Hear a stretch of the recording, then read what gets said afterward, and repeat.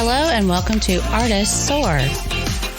This is a podcast for artists by 3 artists. We discuss all aspects of being artists, the good, the bad, and the ugly. The goal of each podcast is to provide solutions so artists can focus on their creativity and soar above. I'm Rachel Harshenko. Jules McCullough. Stephanie Weaver. So Tina asked everyone here, what was the best piece of advice you've ever received? And I'm just going to tag along on that. And what was the worst piece of advice you've ever received? I think that's a great question. You guys should see her hand movements. Sorry. Yes, I talk with my hands. Okay. So It's a good question, though. Yeah. The best piece of advice, let's see. Okay. I think is to use your cell phone and switch it to black and white mode to see all the values in your artwork. Mm-hmm.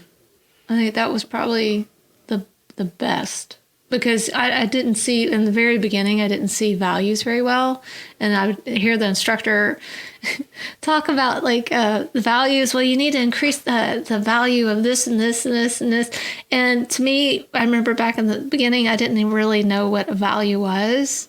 And so it's just like, wah, wah, wah, wah, wah. And I'm like, try something. And then he would go back and correct it. And eventually I put it together. And eventually I probably Googled what a value was. Yeah. But so, yeah, that was probably the easiest thing that I saw is to switch turn your camera on to black and white and see all the values. Yeah. Yeah. And you can also get one of those little screens too. Yeah. But I like taking a picture, camera. Yeah, it's so much easier. It is. And quick. And it really is clearer than those little value. Well, because even with the value cards, you're still guessing, you know, a little bit on. And you have to close one eye and you're like, oh, I hate the squinting. I'm like, I got what are these things? Crow's feet? I don't want to squint. Yeah. It's like messing up my Botox. I know, right?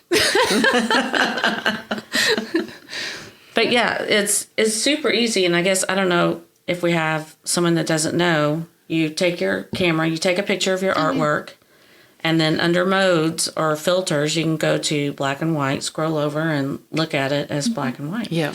There's another app called Grid Painter. And so it overlays a grid, and you can also change the function to where it'll show no tan. So it's 3 or 4 values, or you can, just switch it to black and white. That's a lot of fun.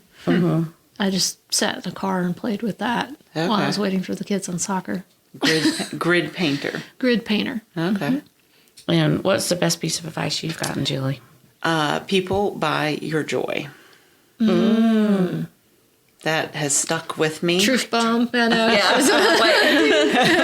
Mic drop. Yeah. That has stuck with me since I heard that.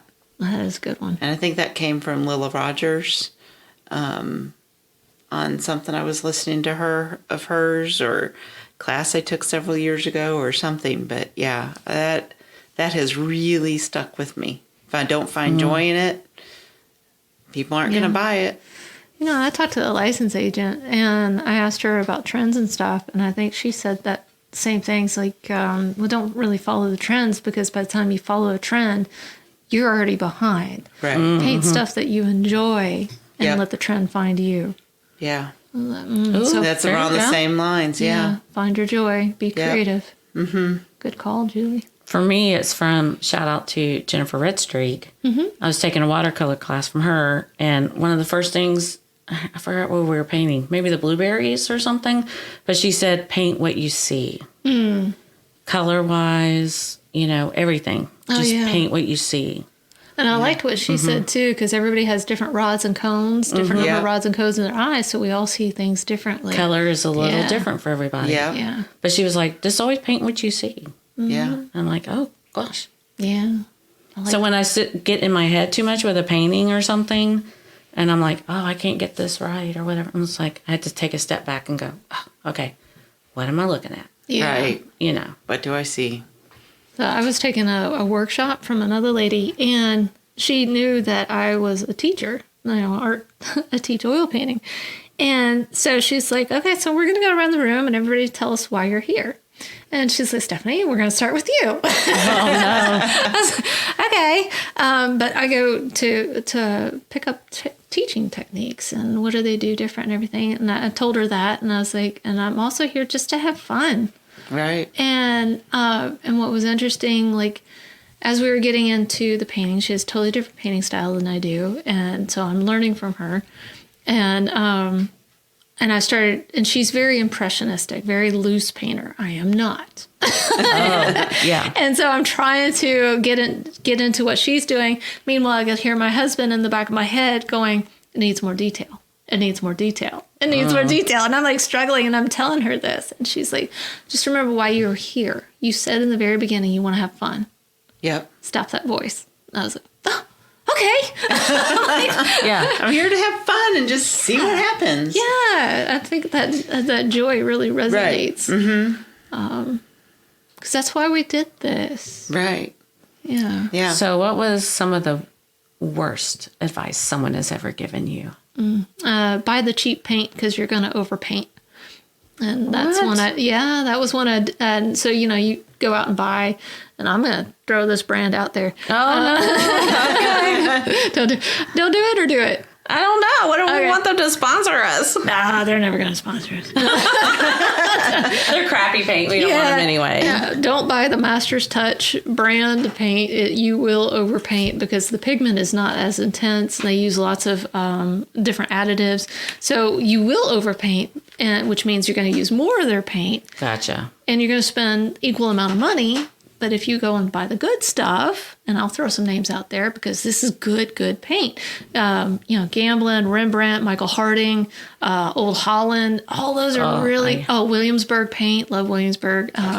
Anyway, you buy the good quality stuff and it lasts you a long time because it's high in pigment, good in additives that are actually expand the lifetime of the painting without causing cracking and all that stuff.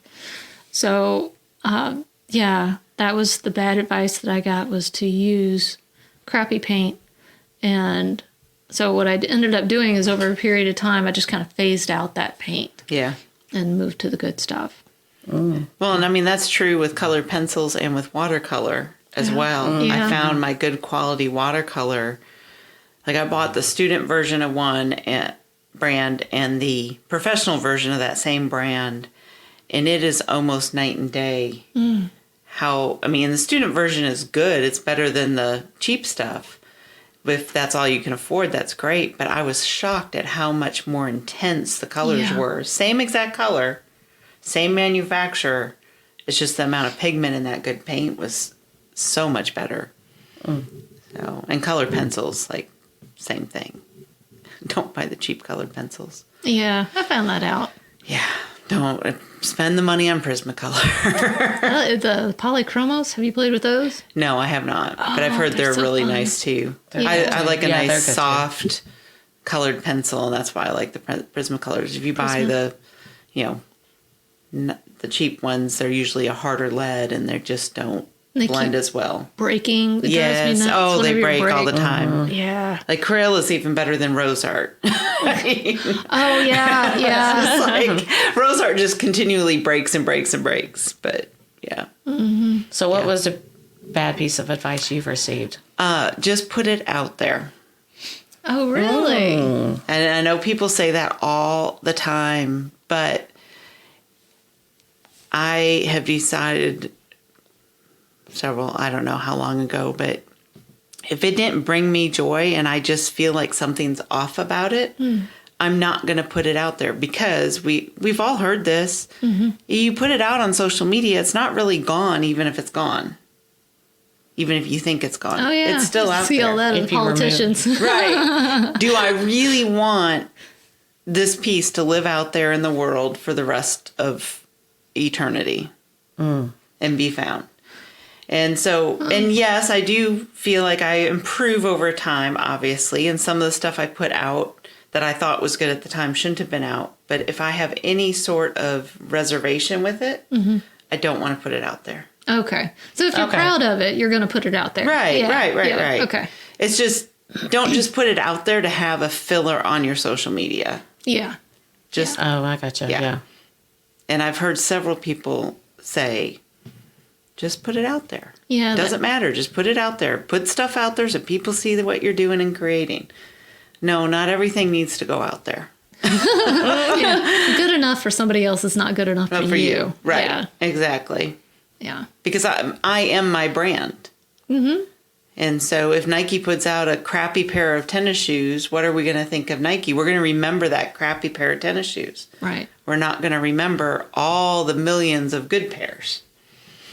It's like That's a Coke good with point. New Coke. Oh, When they came yes. out with New Coke. Oh, God. Oh, yeah. They're never going to hurt them. We're dating ourselves, but And that hurt them for several years. Oh, yeah. They even came out with classic Coke. Oh, yes. Yes.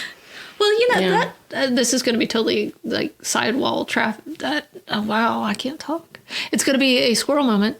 So I know we've got another artist friend that she's got multiple brands so that she could do that. Have artwork that doesn't necessarily represent who her current brand is. What are your thoughts on that? Like, do you put it out there under that other brand?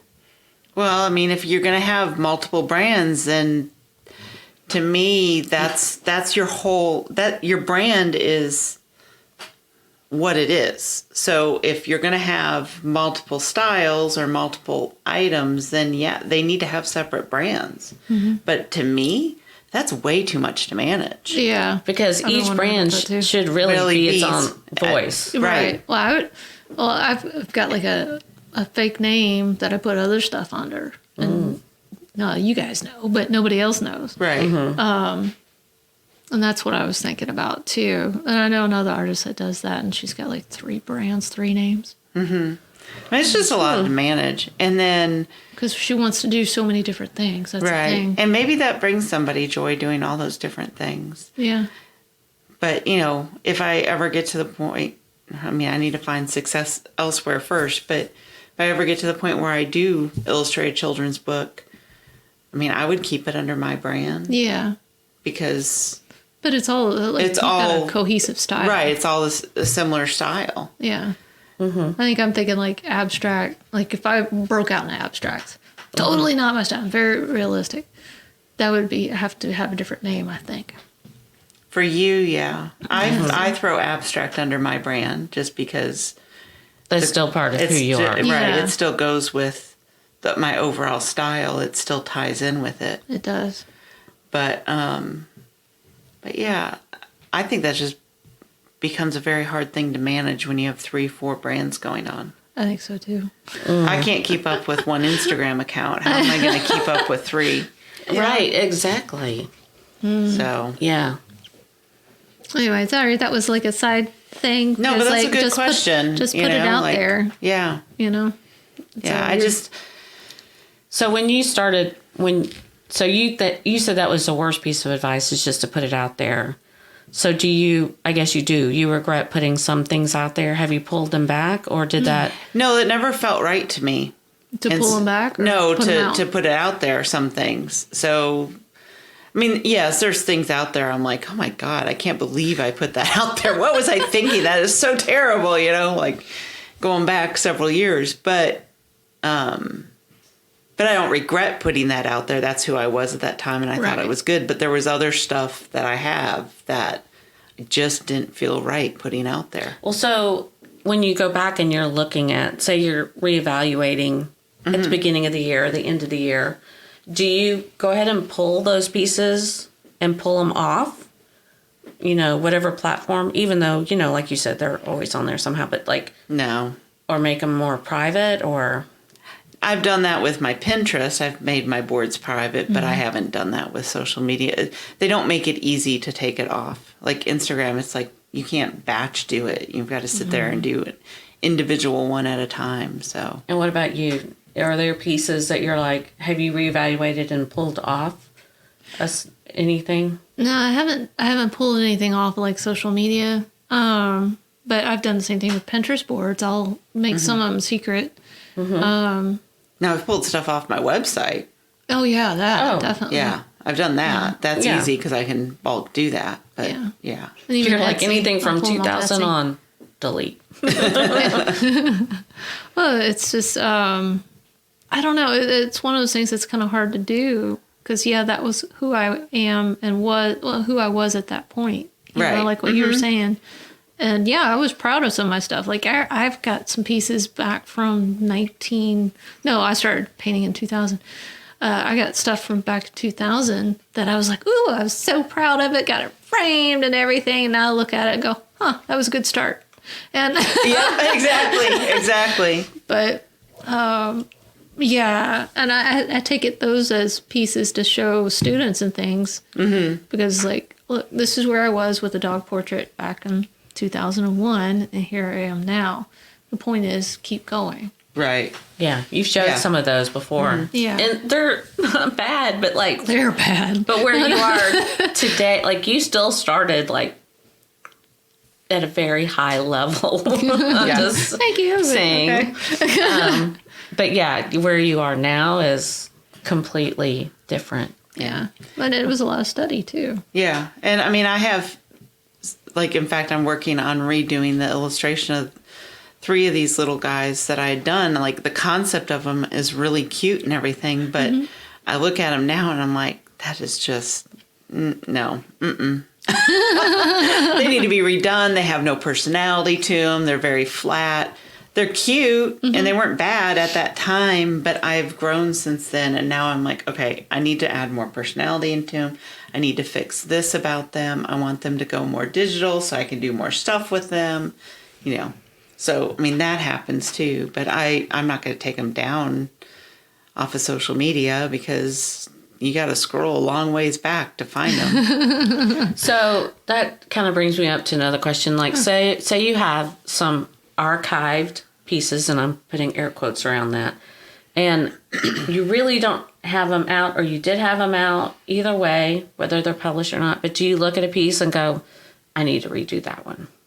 And do you redo it, or do you do another piece? Like, do you just start fresh, or do you just take it and go, no, this is not good, I'm going to gesso over it and redo it, or just redo it like you haven't varnished it yet or anything? Like, do you pick up old pieces and try and redo, or do you just start fresh? I'm starting fresh with these guys. Yeah. Oh, with the 3 other ones. Yeah, I've resketched them, everything, because, like I said, I mean, they're flat. There's no way to put that personality into them because there's no movement to them. They're very stiff and flat. So, and they're not flat in regards of shadows and highlights. They're just flat in regards to their personality. So, but so other pieces that you've done, say like, I don't know, like you did a mermaid or a mermaid tail, and you look at it and you're like, do you just start fresh again still? No. I mean, yes, I just leave it. And in fact, I have a stack of canvases sitting in my garage that are going to go to the trash. I'm not even going to bother gessoing over or anything. I'm just throwing them out, Yeah, I do the same thing. For some reason, I can always see the painting that's underneath it. So I have to start fresh. Okay. Yeah. I know you'll rip up a painting. Yeah. Oh, I've got like some that need to go in the trash too, but I'm hesitant to do it because it's not like they're bad. They're just not good either. Yeah. But what if somebody wants it? I don't know if I want them to have it. Oh, because I don't think it meets where I would want it to be. Yeah. Like the painting itself is good, but the composition's bad. Like that sort of thing. You know? I have a friend that she's an amazing painter, artist, creative, and she has yet to sell anything. And she just doesn't want to? Well, and sometimes it's not meant people to sell. I mean, like, I'm like, can I have this? Can I buy this? And she's like, no. Yeah. And no. Well, that's cool though. And she'll do Christmas cards, so I save all her Christmas cards. And that's it. But that's, you know. But for some people, it's just not about, they're just doing it for the joy of doing it.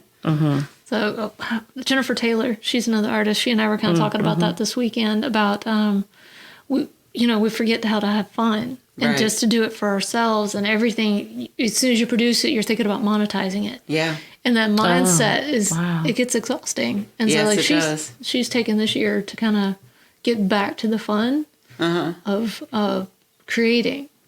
paint to paint. Paint Yeah. to paint, paint for yourself. And I mean, we do that, but at the same time, we're also looking at, how much should I ask for this? Right. I got to create the certificate of authenticity. I got to do this. I got to do that. It's becoming I got us instead of I want to. Right.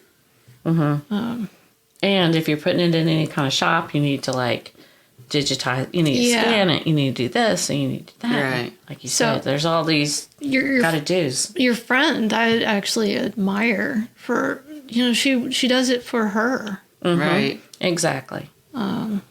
There's nothing wrong with that. I mean, selling the work isn't for everybody. Yeah. Yeah. Yeah. I don't know. I was just wondering, what you guys do with.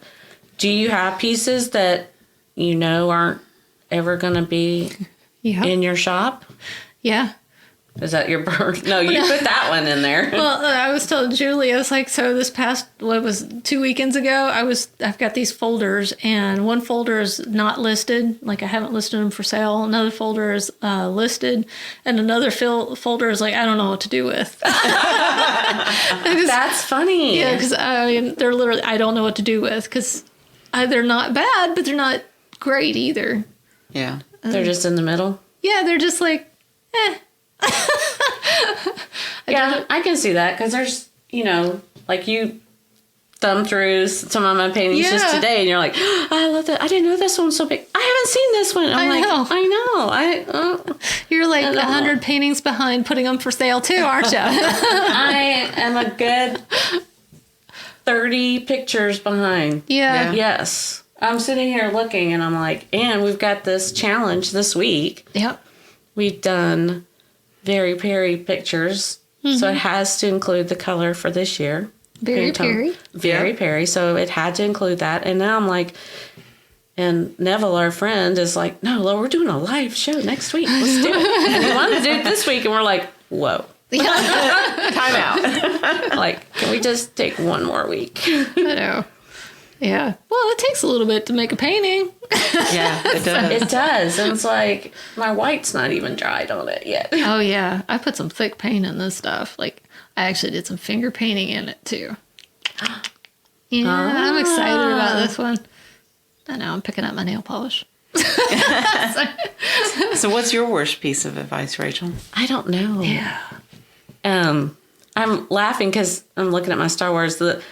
Everyone's like, well, just write them and ask them if you can sell it. I was like, okay. So I wrote them. I've sent them the pictures, and they sent it right back the next day, and they were like, no thanks. I'm like, oh, crap. Not only no, don't sell them. You can't sell them. We'll now come my after name, you. yeah, now they know my name, and so if I do put it on my Etsy, they'll know it's me and that I asked, and I know I'm not supposed to sell it. Right. And maybe I could sell it on the download. Anybody out there wants a... I think you should just keep going after them. Yeah. Keep going after them.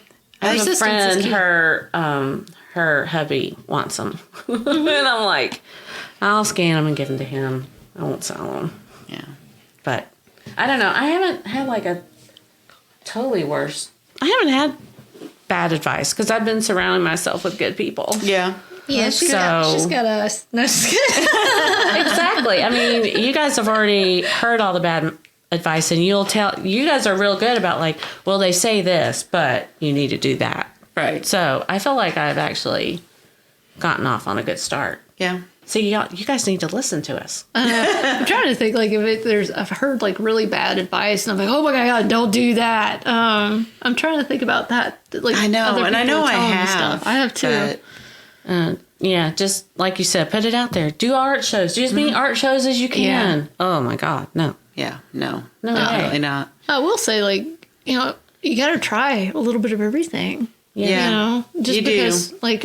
I say not to do art shows.